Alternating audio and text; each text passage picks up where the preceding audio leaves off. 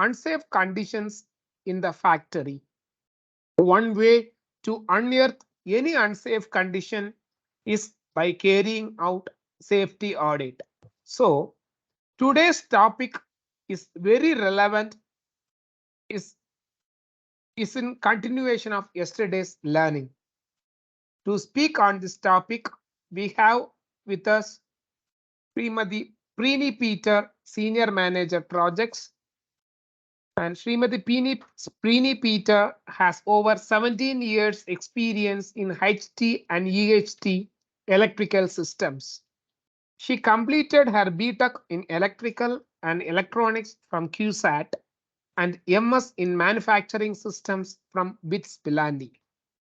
She has also obtained A-grade supervisory license from the Department of Electrical Inspectorate, Government of Kerala. On behalf of the HSC Forum, NSC-Kerala chapter and Electrical Inspectorate, I extend a warm welcome to Srimati Prini Peter. I also welcome all participants to this session. We will be having the question answer session after the end of the talk. Any doubts that you have can be posted in the chat box for the speaker to respond after the talk. Once again, wishing a warm welcome to all of you. Over to you, madam, for the technical talk. Thank you.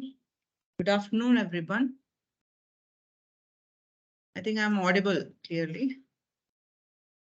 You are audible, madam. You are audible. Thank you.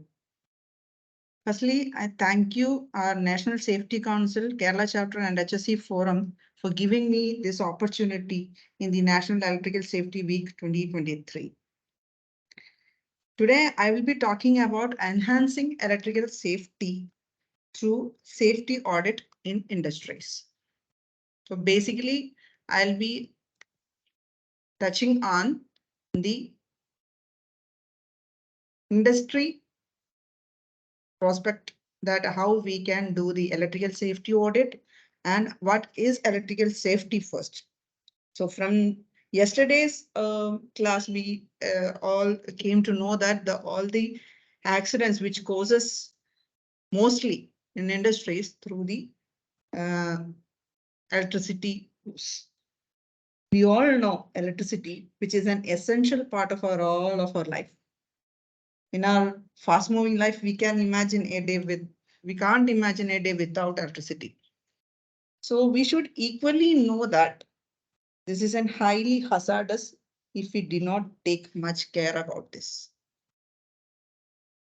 So for our safety, our family safety, our industry safety, we should know about electrical safety and how we can enhance it in our workplace. I'll be just covering on mainly on the electrical safety audit. I'll just touch upon what is electrical safety and all those things. You all know about the electrical safety part, but I'll just go through what is electrical safety.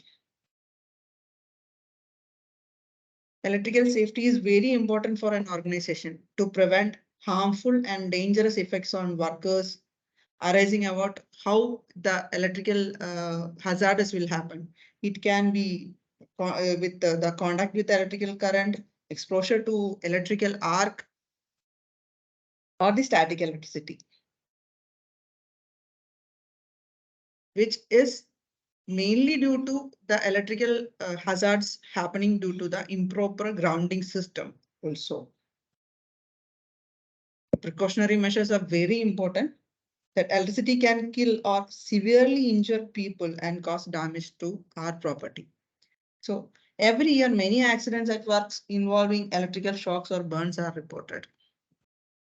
So in Kerala, the number of reported cases of electrical accidents continue to remain very high for past 3 years. I was just touching upon why we need to talk about electrical safety.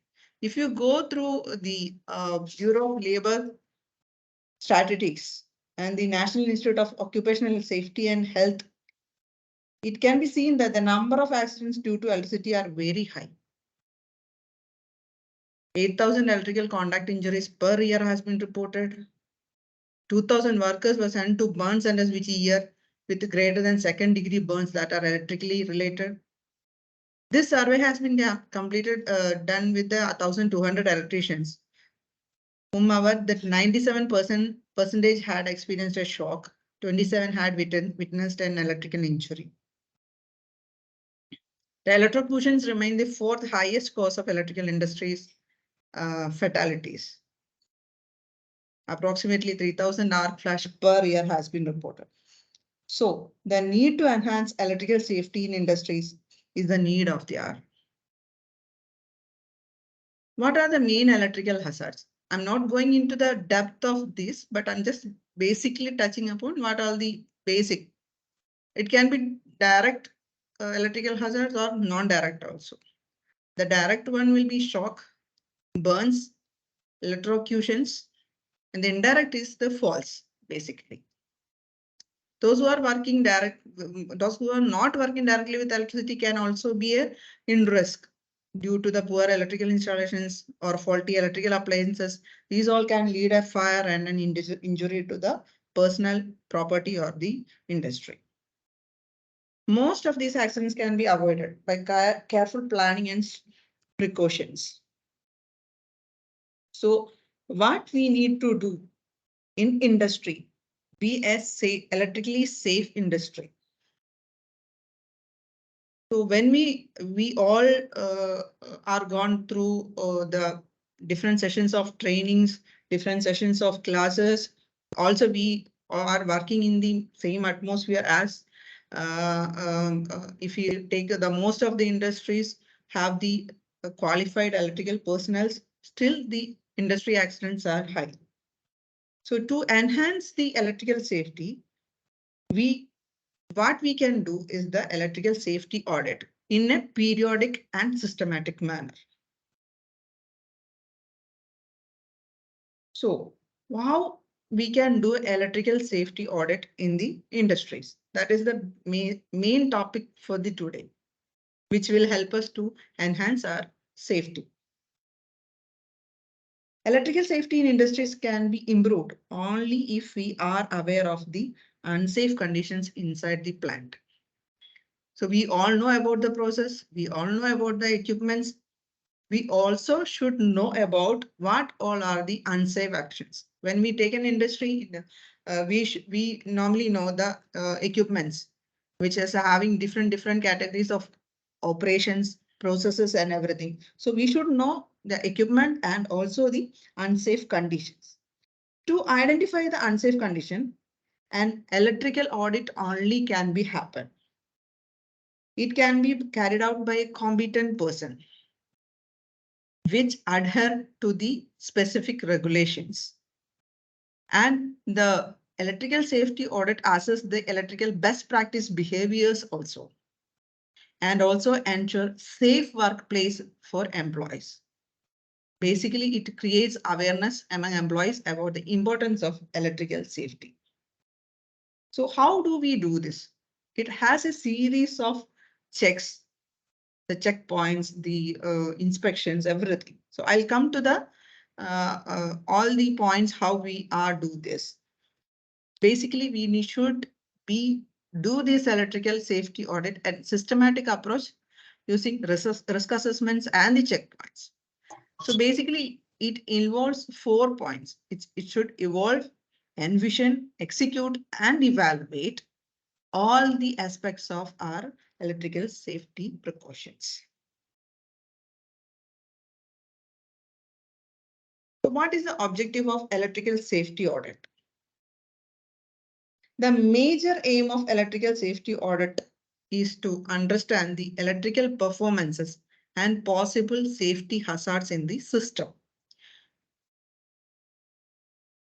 And by initiating corrective actions based on this hazards, we can improve our safety. How we can increase the safety of equipment as well as with the personnel also, whoever operating the equipment. Also, how we can improve the energy efficiency of the system and efficient use of resources. This also we can achieve through the electrical safety audit. Also improving the life of electrical equipment and installations. If we give a better design, if we give a better installation, the life of the equipment, all the installations will be higher what it decides. It also identifying the possible improvements in safety techniques and practice. Also, basically, when we do an electrical safety audit, the checking compliance with safety standards and regulations has to be compliant. So this is same, it is not only for the industry, it is also same for the commercial installations. It's also the same for the buildings and also the even in our home also.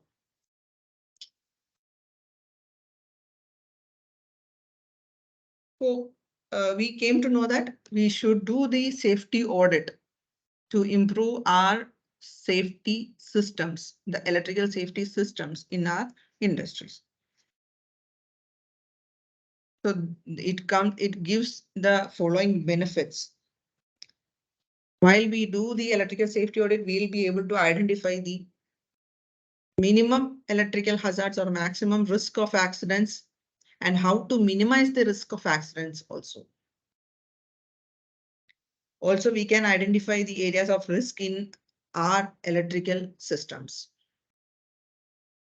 Also, we will find out the non-compliances with the legislation and best practice.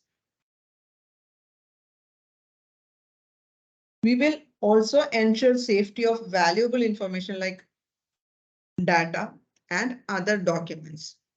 Now, if we take in each and every industry, we use the automated systems. So all the data which we are capturing has to be safe. All the documents has to be safe. So the safety of the valuable information is also equally important.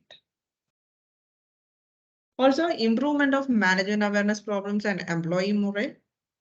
So when we know about the audit methods and the systems, we will be more aware about the hazards, the problems that can occur. Also development of dynamic record of safety performance.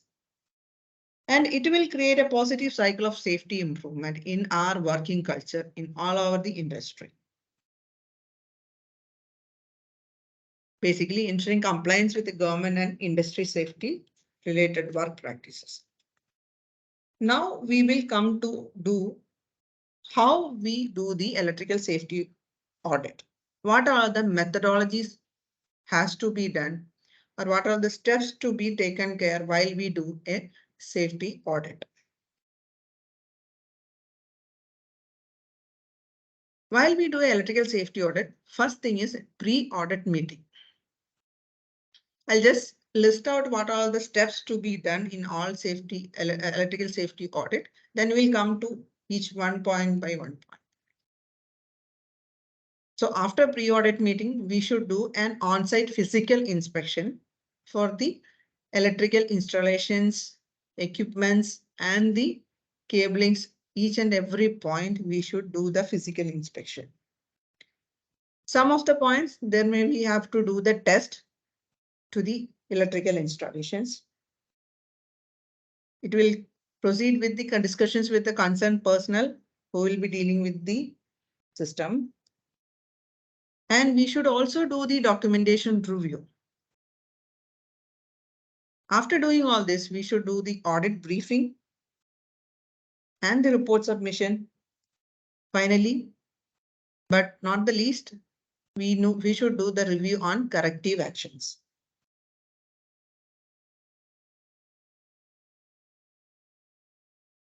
So I'll just go through one by one how we can do the step on the electrical safety audit. What is pre-audit meeting? Why this is so much important is whoever doing the electrical safety audit, the person or the team should know the information regarding the electrical installations. So basically it's an exchange of information for the better understanding between the audit team and the auditees. And also we should understand about the total installations. Like we should go through the electrical schematic drawings, single line diagrams of installations, and what all the equipments are there, how the process is going on in any of the industries, and what all the electrical safety systems has been installed. So this is the main important input data to an auditor to know about the industry or to know about our system. So all this gives an initial information. So what is next to be done? It's a physical inspection. That is the main thing in electrical safety audit, which comes with the inspection of all electrical installations. During this phase, audit team will go through all the installations for a visual inspection. The visual inspection is not only just seeing the equipment or just seeing the installations. Visual inspection to be done as per the formats which are made with reference to the safety regulations. I'll come to the safety regulations, which all the things has been mentioned as per Indian standard and the Central Electricity Commission and all those things. And they also, it should compile the best engineering practice, keeping in mind the safety of the people and the installations. This can be done only once we complete the pre-audit meet. There we will understand what all the documents or what all the installations are there. So then only we can come to a checklist for the physical inspection with the formats to do all the inspection points. This will help us to go to the each and every installations or each and every equipments in the industry or in the system. So the reference has to statutory regulations and the Indian standards.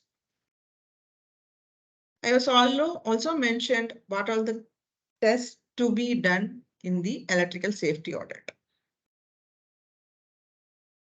The testing sequence can be, it will be I'll just show a sequence of safety audit. It's a sample sequence. So it can be continuity of the conductors and the insulation resistance for the electrical installation. On the safety part, what are the automatic disconnection of supply, like earth electrode resistance test and additional protection test and the earth leakage voltage drop test and any voltage test and the test of the order of the phases and the polarity test. In addition to all these tests, now our statutory bodies are instructing us to do the earth fault loop impedance testing also to this. So as per the new regulations, we should add that also. This will verify that while we do earth fault loop impedance testing, it will verify that when an electrical fault occurs, there will be enough current to operate the fuse or the circuit breaker that is protecting the faulty circuit. If a faulty current is left undetected, circuits often overheat and it can catch fire. So this will help to an additional test that we can conduct on our electrical installations, which will come in the formats. I'll just show a test format.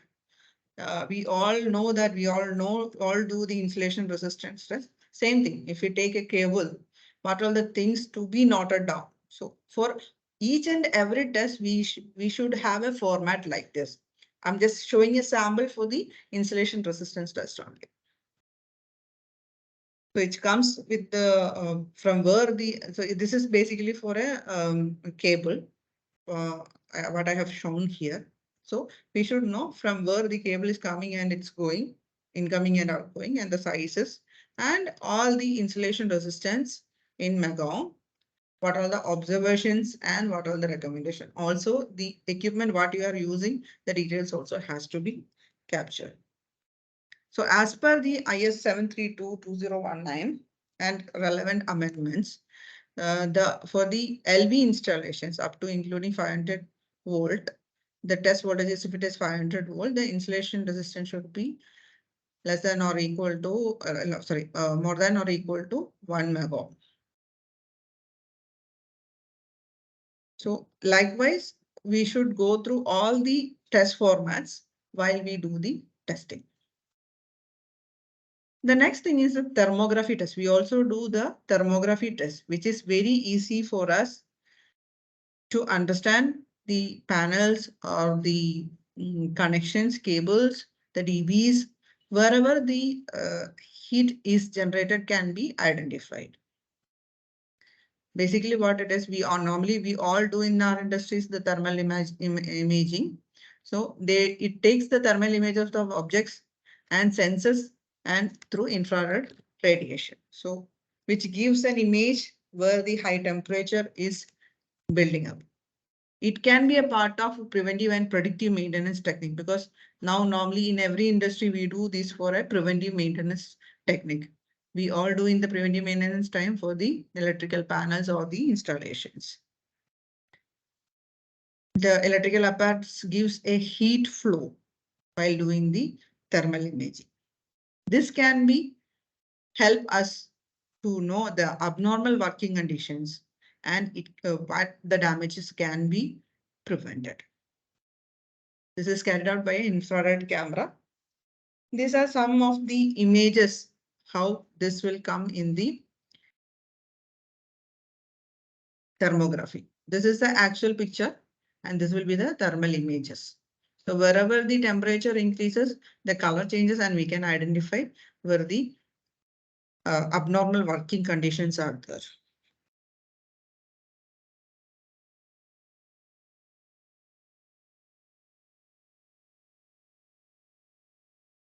So these all about, I will just touch upon through the test. If we go through all the test methods, it takes more time than this. So as main test formats, what we basically do are this. So what will be the observations? Can be for the analysis purpose. What are the observations we will get for after the visual inspection? So post visual inspection, we'll do the measurements, testing, thermography. All the results are compiled in respective formats. For the protective device, for the ensure the automatic disconnection of supply, coordination of protective devices with the size of conductors and cables for short circuit and overload condition has to be observed in our visual inspection or testing of the measurements time.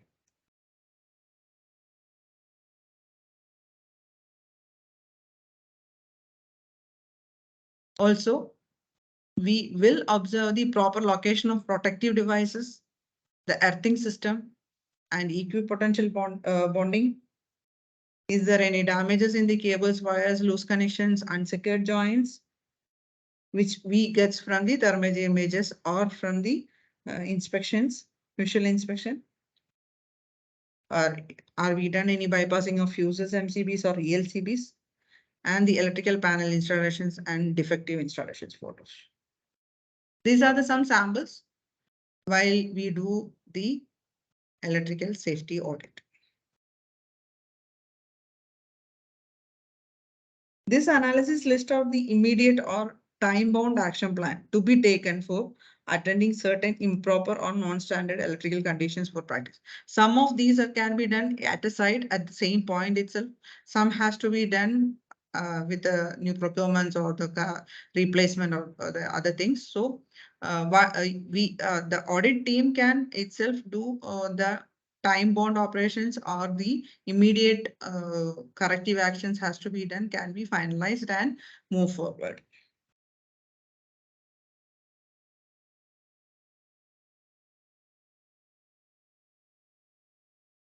Now comes to the audit checkpoints. I was just given a sample of audit checkpoint, what we have done in our industry itself.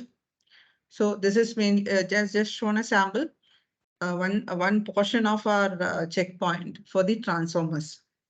So it's basically we do the observations and what is the suggested recommendations and what can be the corrective actions, who can do, and the time bound for to finish the activity. So if we take a transformer, Basically, the what are the observations has been found out has been listed in the first column. Against each of the observation, what is the suggested recommendation according to our standards and regulation has to be incorporated, and the corrective actions has to be done, and it has to be noted down in the checkpoint.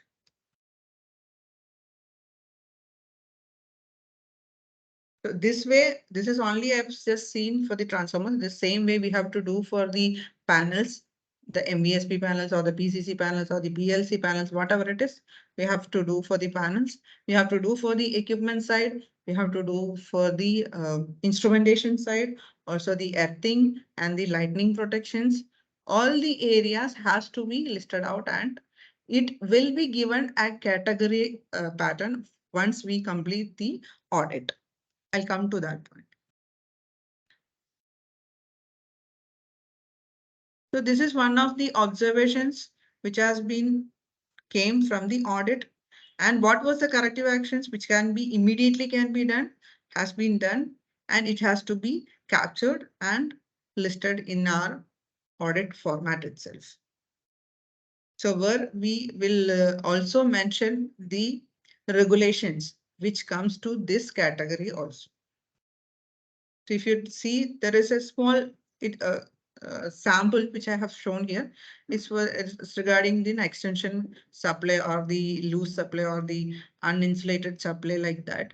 It has been shown here, and what was the corrective action has been done against each the points.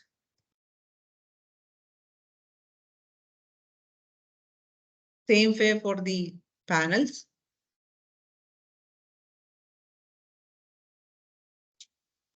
So finally, once we complete the visual inspection with this all previously mentioned checkpoints, now we will come to a final report. We have to create that.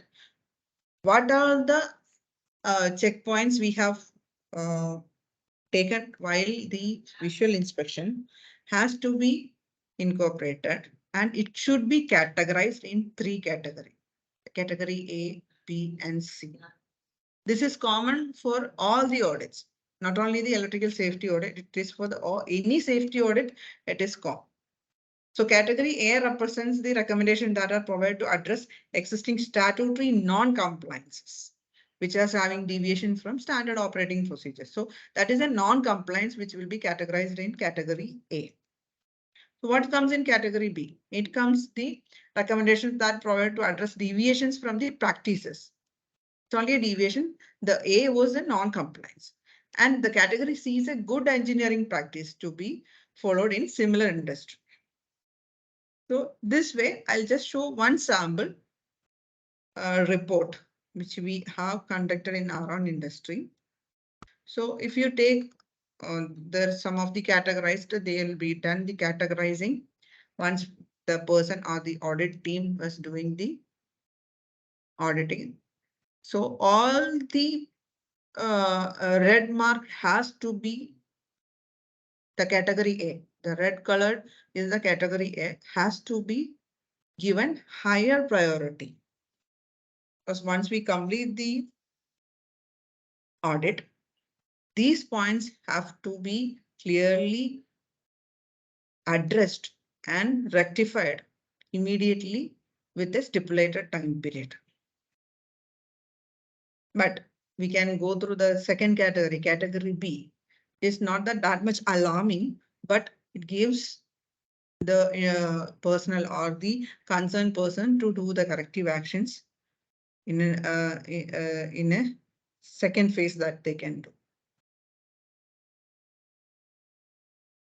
So these were the audit reports I was mentioned. So what we should, while we do all these systems, so if we take one industry which was having an HT or EHT installations, it comes from the switchyard itself. Whatever the EHT installations, it comes from the, when we do the inspection, it should start from the switchyard and it should go to the panels, HT panels, should go to the LT panels, to the utilities, to the equipments, to the cables, and to the earthing also. So wherever we need to do the testing, it has to be done. Basically, the earth leakage or the earthing values has to be taken. So all these things has to be done. So our first next question is how we will know that when we have to do all these audits. We can't do daily, the audits can't be done. So as per electrical inspectorate rules, also the standards and the statutes or the code of practice, we should do the electrical safety audit in a stipulated frequency, which will help us to improve our installations.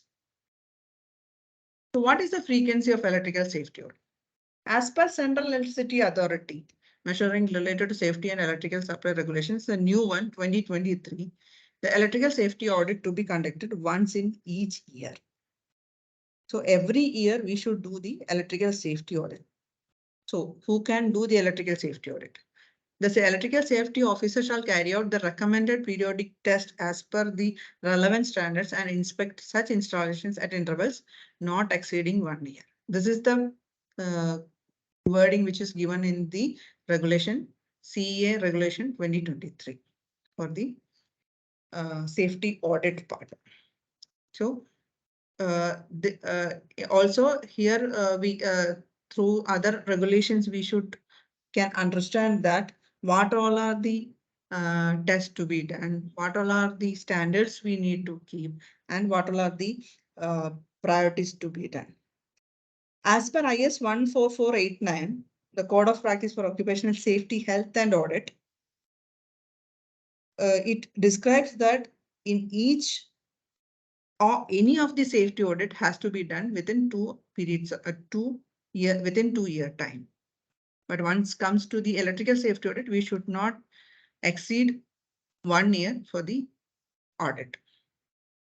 Also, as per the National Fire Protection Association, NFPA 70E regulation, which overall electrical safety program requires a 3-year audit to verify the principles and procedure. This is basically for the external audit.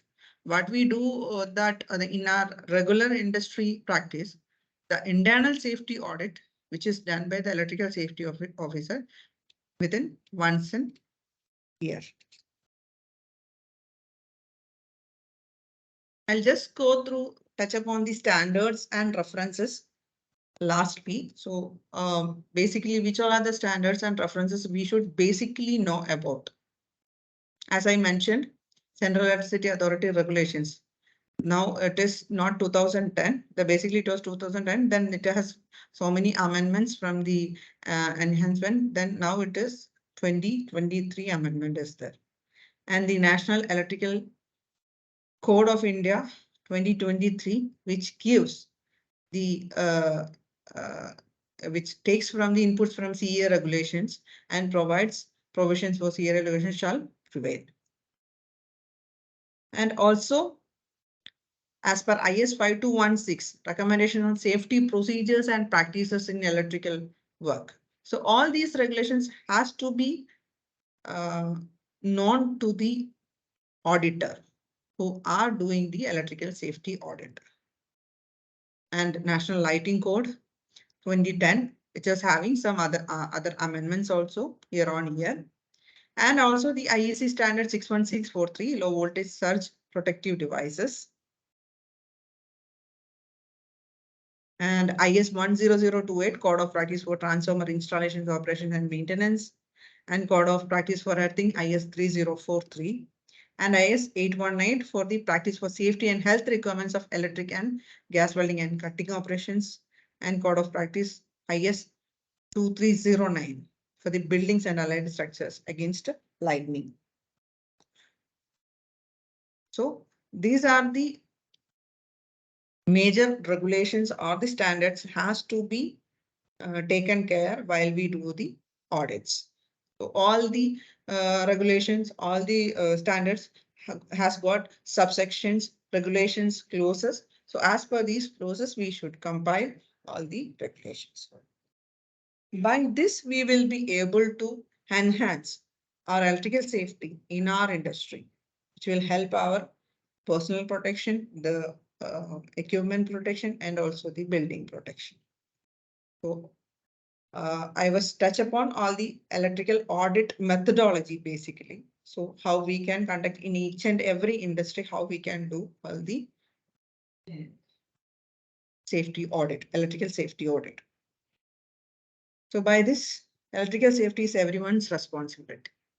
Thank you.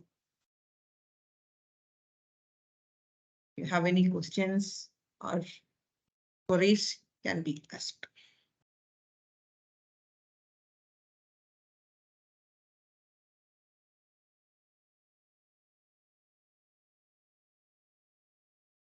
Thank you, madam, for the rounded presentation in this short time. I hope the participants have benefited from the talk. If you have any questions, kindly post the questions in the chat box.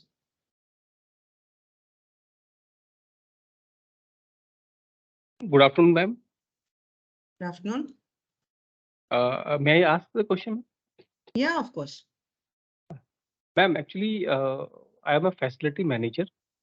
Mhm. And actually, I just need to know about the actually earthing is a very it's a complicated for us.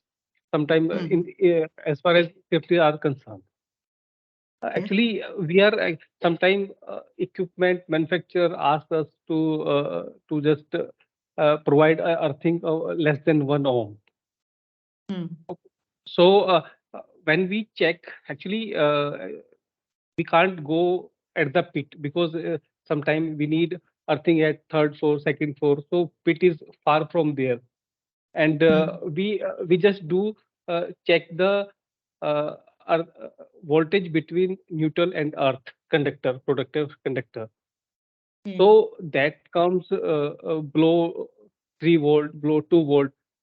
So, is it the right way to check this healthiness of earthing, or anything else can be done? And one more Basically, thing, ma'am. Yes, ma'am. yeah, yeah. Tell me. One more thing. Which standard verify this methodology to check the voltage between neutral and earth? Okay. So what you are doing, it's a common method, but by doing that, never you can find the value less than 1. That's the one thing. So first of all, what we have to do is whenever we installing a new equipment or the any additional equipments in our existing system, before that itself, first thing you have to do the earth earthing value, the soil resistivity and the earthing value has to be calculated prior to any installations. So that gives you a best understanding of how healthy are your earthing system.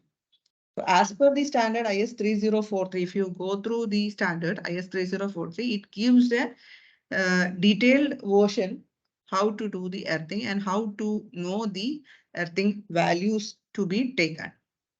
So that is the one thing in the design part itself. So once you do any installation, new installation or the additional installation, you should go through the soil resistivity measurement and the resistance measurements. So from there itself, you will be know. Now, what is the next thing is we are adding the VFDs, we are adding the harmonics to the system, which gives you a reverse effect for this. So when you take a value in between the earth and the neutral, the values will be clearly it will be higher than this one. So best thing is to know your resistivity, the soil resistivity. Once your equipment OEM is asking about these values, you should be thoroughly clear that your system has been grounded properly as per the standard.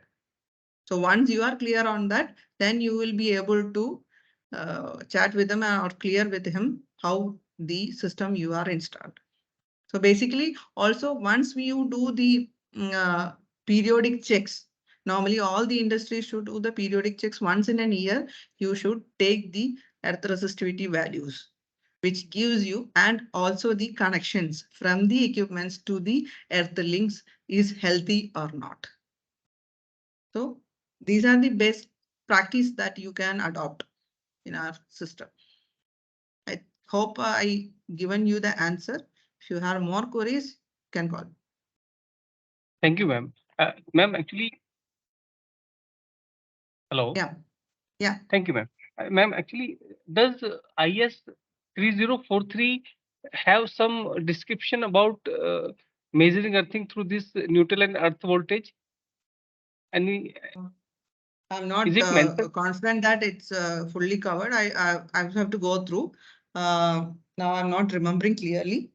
I think yes, it was giving the method how you can do on that. Okay, thank you. Thank you. Madam, there was a question in a chat box from Salim Yeah. A. New standards released this year is a statutory status or is this a guideline? Okay. Nice question, Salim. The standards released this year is the as per Central Electricity Authority regulations for the safety. If I say the safety, the measures relating to safety and electrical supply, they have given the regulations by the Central Electricity Authority. So this is the regulation which is given by the Central Electricity Authority, and it comes to the state. The state regulatory authority will give you the standards or the regulations regarding respectively to the which applies to the each state. So if you take the Kerala State Electricity Regulatory Commission gives you the regulations regarding this 2023. And once you go through the regulations, your electrical inspectorate will give you the instructions how to implement these standards. You will be having the standards from the electrical inspectorate regarding this. So whichever installations or whichever new commissioning or the designs which you have done, the electrical system or the new installations should comply with these regulations also through the standards also. So this year, the new regulation has came with the Central Electricity Authority 2023. The measures relating to safety and electricity supply has been released. The order has been came. Accordingly, our if you take the Kerala Regulatory Commission is also been given a draft regulations and the correct the amendments to that also for this year. So we should follow these regulations in each and every R installations, which is very mandatory for us to proceed or to follow this. Yeah, I think Saline is just asking, so we can call this as a model rule. It's a model, it's a regulation. It's not like you can't say it's a model rule. It's a regulation. You should adhere to that.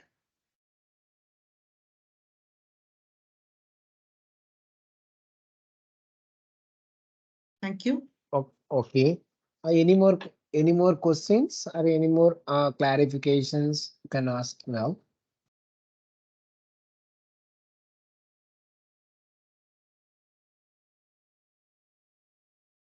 One more thing, if we go through the for the Kerala industries, once you go through the Electricity Regulatory Commission's website, there you will can find out the new orders which has been given by the Regulatory Commission that has to be followed by all of our industries.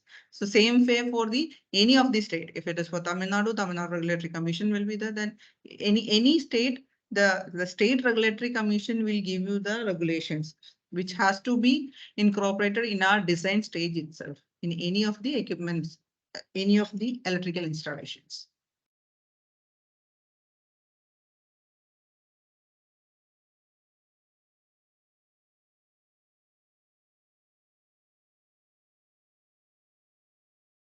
Prini, madam? Yeah. Is there any more questions from your side?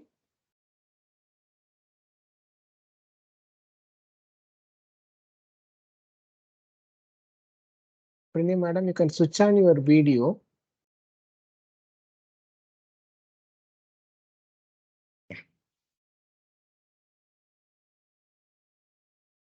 Glass factory റോഡിന്റെ അതിലൂടെ പോകുന്നതല്ലേ? Glass factory റോഡിൽ കൂടെ പോകുന്നതല്ലേ? Okay, thank you, madam. Okay. If there are no more questions, we will move on to the formal vote of thanks. On behalf of the HSC Forum, NSC-Kerala chapter and Electrical Inspectorate, I thank Srimati Prini Peter for the enlightening session on enhancing electrical safety through safety audit. I also sincerely thank all participants present here. Also wish to remind you that tomorrow the webinar is on electrical safety in buildings at 3 p.m. Please do join for the program. Wishing you all a great evening. Once again, thank you all. We now close the session. Thank you very much. Thank you, sir. Thank you. Thank you all. Thank you sir. Thank you.